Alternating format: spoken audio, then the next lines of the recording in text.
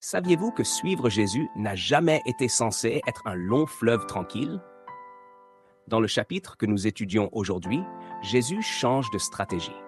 Il ne parle plus seulement à la foule. Il appelle 12 hommes ordinaires, leur donne des pouvoirs extraordinaires et les envoie dans une mission qui pourrait leur coûter la vie.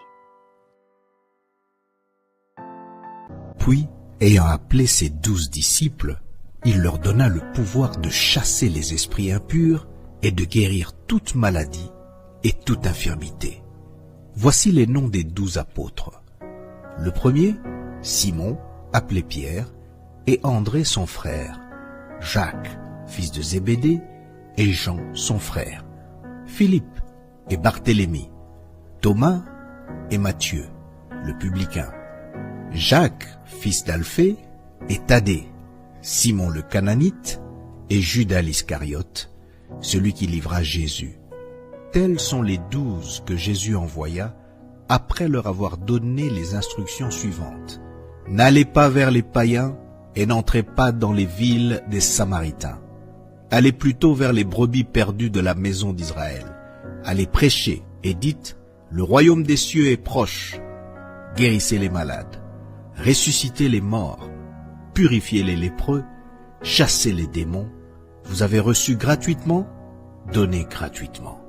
Ne prenez ni or, ni argent, ni monnaie dans vos ceintures, ni sac pour le voyage, ni deux tuniques, ni souliers, ni bâton, car l'ouvrier mérite sa nourriture. Dans quelque ville ou village que vous entriez, informez-vous s'il s'y trouve quelque homme digne de vous recevoir, et demeurez chez lui jusqu'à ce que vous partiez. En entrant dans la maison, saluez-la. Et si la maison en est digne, que votre paix vienne sur elle. Mais si elle n'en est pas digne, que votre paix retourne à vous.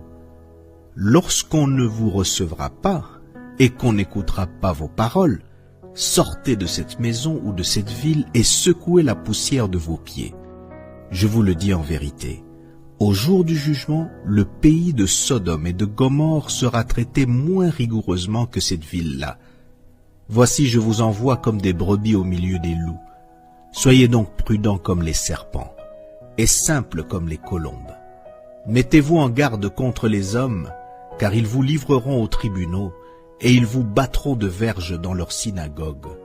Vous serez menés à cause de moi devant des gouverneurs et devant des rois, pour servir de témoignage à eux et aux païens. Mais quand on vous livrera, ne vous inquiétez ni de la manière dont vous parlerez, ni de ce que vous direz. Ce que vous aurez à dire vous sera donné à l'heure même, car ce n'est pas vous qui parlerez, c'est l'Esprit de votre Père qui parlera en vous. Le frère livrera son frère à la mort, et le père son enfant. Les enfants se soulèveront contre leurs parents, et les feront mourir. Vous serez haïs de tous à cause de mon nom. Mais celui qui persévérera jusqu'à la fin sera sauvé. Quand on vous persécutera dans une ville, fuyez dans une autre.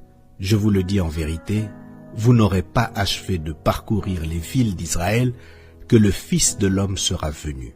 Jésus veut te sauver, te donner la vie.